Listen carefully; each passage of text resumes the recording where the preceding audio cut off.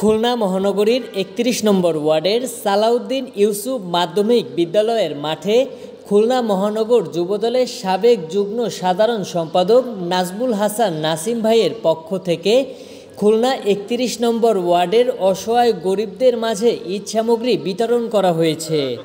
এ সময় সালাউদ্দিন ইউসুফ মাধ্যমিক বিদ্যালয়ের মাঠে নেতাকর্মীরা উপস্থিত ছিলেন খুলনা সদর থানা বিএনপির সদস্য KM সেলিম, ৩১ নম্বর ওয়ার্ড বিএনপির সাবেক সাধারণ সম্পাদক HM আসলাম এবং ৩১ নম্বর ওয়ার্ড যুবদলের সাধারণ সম্পাদক ইয়াকুব পাটোয়ারি।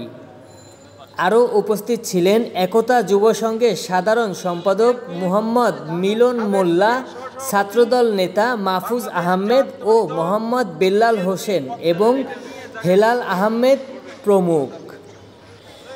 খুলনা মহানগরীর ৩১ নম্বর ওয়ার্ডের সালাউদ্দিন ইউসুফ মাধ্যমিক বিদ্যালয়ের মাঠে বসে নেতাকর্মীরা সাংবাদিকদের বলেছেন, দীর্ঘ ১৬ থেকে ১৭ বছর তারা পবিত্র ঈদুল ফিতর এবং পবিত্র ঈদুল আজহা নিজ পরিবারের সঙ্গে হাসি খুশি ভাগ করে নিতে পারেনি।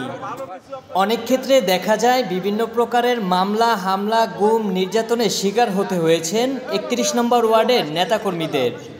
খুলনা মহানগরীর ৩১ নম্বর ওয়ার্ডের সাবেক যুগ্ম সাধারণ সম্পাদক নাজমুল হাসান নাসিমের সাথে আমরা কথা বলে জানতে পেরেছি, পবিত্র ঈদুল ফিতর এবং ঈদুল আজহার সময় অনেক অসহায় দুস্থ মানুষ ঈদ উদযাপন করতে পারে না, কিন্তু তাদের পাশে থাকার আশ্বাস দিয়েছেন সাবেক যুগ্ম সাধারণ সম্পাদক নাজমুল হাসান নাসিম এবং তার অঙ্গ সংগঠনের নেতাকর্মীরা।